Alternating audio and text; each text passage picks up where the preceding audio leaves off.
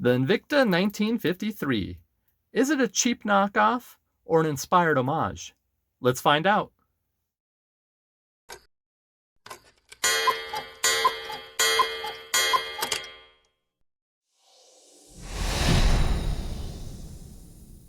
Welcome to the Watch Closet. I'm COE33, Co for short.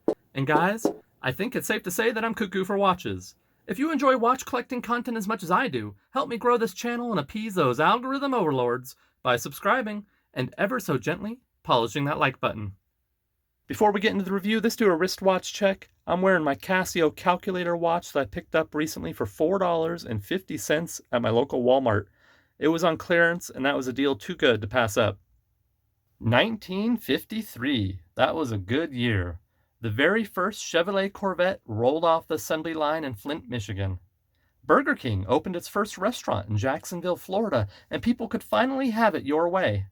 And Hugh Hefner published the first ever issue of Playboy magazine, selling over 50,000 copies at 50 cents each. It's a lot of dough in 1953, which means Hugh could hop into his Corvette, pick up a delicious Whopper, and buy a beautiful 1953 Rolex Submariner 6204, the watch that Invicta is lovingly ripping off, homaging, with this watch. All right, guys, here we are, the Invicta Pro Diver 1953, model 34333. And I've had my eyes on these watches for a while, guys. Now, I picked this up on Amazon.com, Amazon affiliate links in the description below if you're interested in this, for $88. I used my own money, so this is not a sponsored review. And now, this retails for $659. Bullshit. But yeah, Invicta, they have those, those inflated prices, which I don't think anyone's buying, right? But for $88, guys, you're getting a pretty sweet homage to the first Rolex Submariner. And now I already did the full unboxing and first impressions, so check out that video after this one if you're interested in that. But now it's time for the review. I've been wearing this on my wrist for almost a solid 3 weeks now. It's one of my goals on this channel is to make sure that I give these watches proper wrist time before doing a full review. And yeah, I've been enjoying wearing this. This is a good little watch. It's not perfect, it has some issues, but why don't we just get right into it? So let's start by looking at the packaging, guys. You can see that we have this inner box. Now, this is pretty simple packaging. It's actually kind of the standard Invicta packaging, but some of the Invicta boxes are actually nicer than this. They have the hinge, and they're a little bit more, a little fancier, a little nicer on the construction. This one's kind of a little more simple. It's got an outer sleeve. I have my extra links in there, and the watch comes on a pillow. Now, there was no sticker on the face of this watch, and it was kind of just loose in the box here to move around, which is not ideal. Luckily, it wasn't damaged, and there was some stickers to protect the bracelet, so that's nice. So that's the packaging. We don't need any of this. Get rid of that. We don't need that. We don't need that. All right, now we're left here with the watch. Why don't we go ahead and look at the case dimensions here? We got a really nice 40 millimeters, and that's such a great, I love 39 to about 41. It's kind of my sweet spot for case dimensions, so no complaints there. We got a case thickness of 13.7 millimeters, a lug-to-lug of 48.2 millimeters. That's not too bad. And then there's a lug width here of 20 millimeters, and the bracelet starts at 20 millimeters and does taper down to a nice 18 millimeters. So nice dimensions all the way around. We got a weight with included strap of 136 grams. And the case is made out of stainless steel. It's got a decent brushing there. I wouldn't say it's a super high quality brushing. It's kind of middle of the road. It's not bad. It's very serviceable. I've seen better. I've seen worse. But for $88, pretty good. Why don't we get this watch off of the pillow here? And one thing I will say right off the bat, this double fold over clasp, I'm not really a big fan of. It's one of the tightest double fold over clasps I've ever come across. Look at how tough that was to get off there. It should not be like that. And that's pretty common. I don't know why, if it's just mine or they're all like this, but it does tend to stick, and it is just a press clasp. We'll get into that later. But yeah, the clasp could be better. But why don't we look at this crown here, guys? It has a signed crown there, nicely proportioned screw down crown, 3 positions. Position 1 for hand winding, it does hack. Position 2 is unfortunately a ghost position. This uses the NH35A movement. And unfortunately, it's not modified or anything like that. So this is a ghost position, which is kind of a pet peeve of mine. And position 3 to set the time. And as I said, it hacks that second hand there, so that's kind of nice. And nice screw down action, good grip on the actual crown itself. And yeah, nice little crown there. I like the little Invicta logo. It's got that Invicta Invincible logo. We got 200 meters of water resistance on this watch. We got the Batman bezel with the blue and black. Now, I like the Batman bezel. I wouldn't say this is historically accurate. This is a colorway that did not come out till far after the watch that they're homaging here. But you know what? Nonetheless, it's pretty cool. I like it. You can get these in different colorways. There's a green variant. There's an all black variant. And prices vary quite a bit. I picked this one up because I actually like the Batman. And for $88, I felt like that was a heck of a deal. It's got a unidirectional bezel here that doesn't perfectly line up. I don't know if you can see that, guys, but we're a little bit to the left of that marker at the 12 o'clock. Just a very slight, I mean, it's barely noticeable. So I don't know if I can ding it for that. It's so subtle. But nice clicky action on this bezel. Why don't we listen to that, get a little watch ASMR.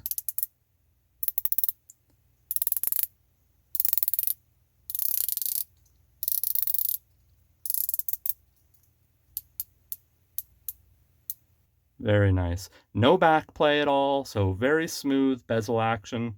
And I like the insert here on the bezel with the blue and the black. We got a mineral crystal on this watch. It's not sapphire. So why don't we go ahead and take a closer look at this watch under the macro lens.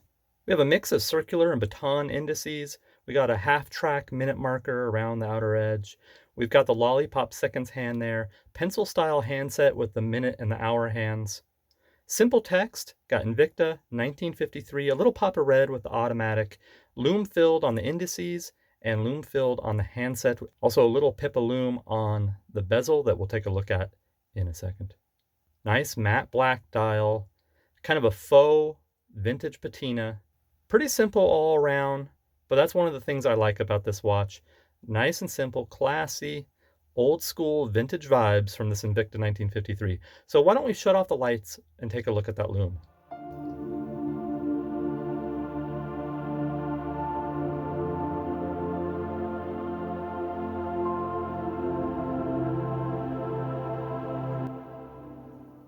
As you can see, kind of average Lume at best, but that's pretty par for the course for Invicta. It's not a Lume monster. It's not the worst I've ever seen. It's not the best. Kind of middle of the road. I like that there's a little pip of Lume on the bezel there. That's nice. And it's pretty evenly applied. It's not too patchy or anything like that. It does fade fairly quickly, so it certainly, there's room for improvement there.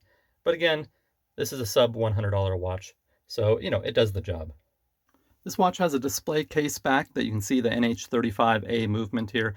I think this comes in two variants because typically Invictas have the yellow signed rotor on their watches.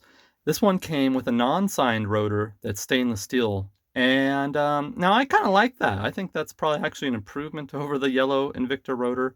Would I have preferred an engraved case back or display case back? I think I'm kind of indifferent to that. That's probably personal preference there. So how does this watch wear on wrist? Well, honestly, really good. I love the proportions of it. It fits nice. The bracelet's a little bit janky. It does have a little rattle, a little jank to it. That certainly could be better. I like the taper on the bracelet. And you have 4 positions of micro adjust on the clasp. It is a signed Invicta clasp. It is pressed, not milled, of course.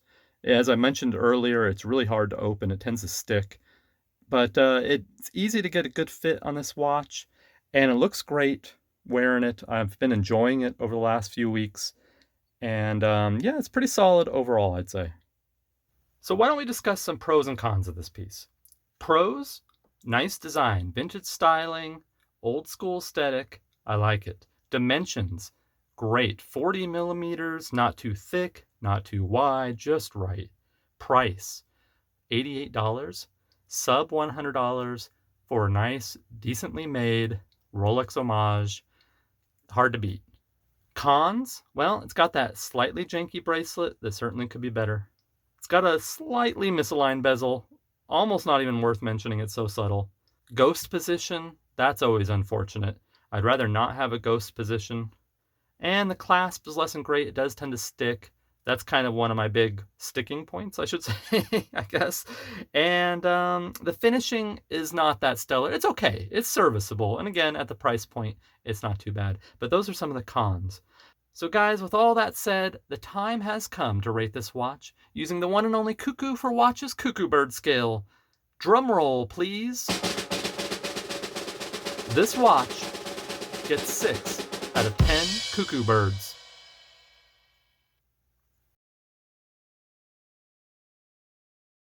And that's my take on the Invicta 1953. What do you guys think of this piece? Is it a worthy pickup or is it best left in your shopping cart? Let me know in the comment section below.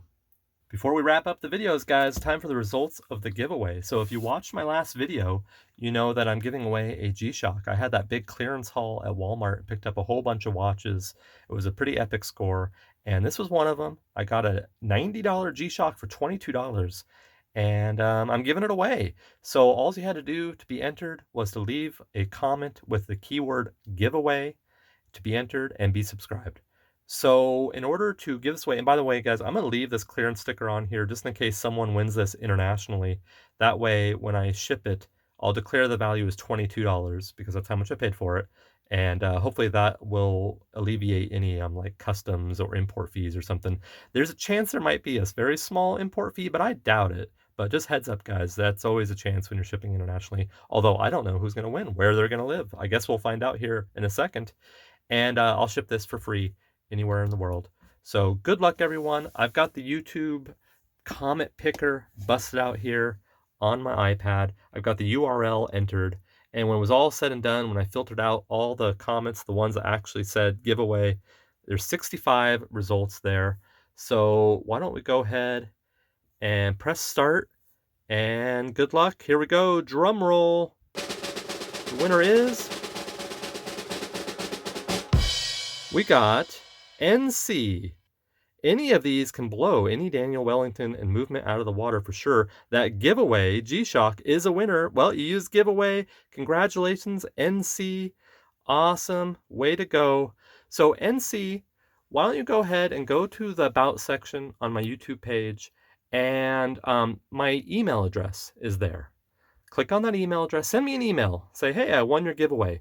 I'm going to ask you to edit your original comment on that video, and I'm going to give you a phrase or a keyword to go ahead and edit your original comment with. That's just so I know who emails me is actually you, NC. And when I see that your original comment has been edited with the keyword that I give to you, then I'll go ahead and get your address and I'll ship this out to you right away. Thank you, everyone, for all the entries and all the great comments on that video. I really appreciate it. I hope you enjoy the G-Shock NC. And yeah, awesome. Thanks, guys. I'm posting new videos on this channel every Friday at 7 p.m. Pacific Standard Time. You can count on that. It's like clockwork. Follow me with my watch collecting adventures over on Instagram at Cuckoo for Watches. I'm live streaming on Twitch every Tuesday and Thursday. Follow me over there for wrist checks and retro gaming at COE33. And if you're enjoying the content, be sure to watch this video of the recent haul of clearance and Timex watches that I bought at my local Walmart. It was a pretty sweet score. Thank you for watching, and until next time, keep your watches wound and your sapphires polished.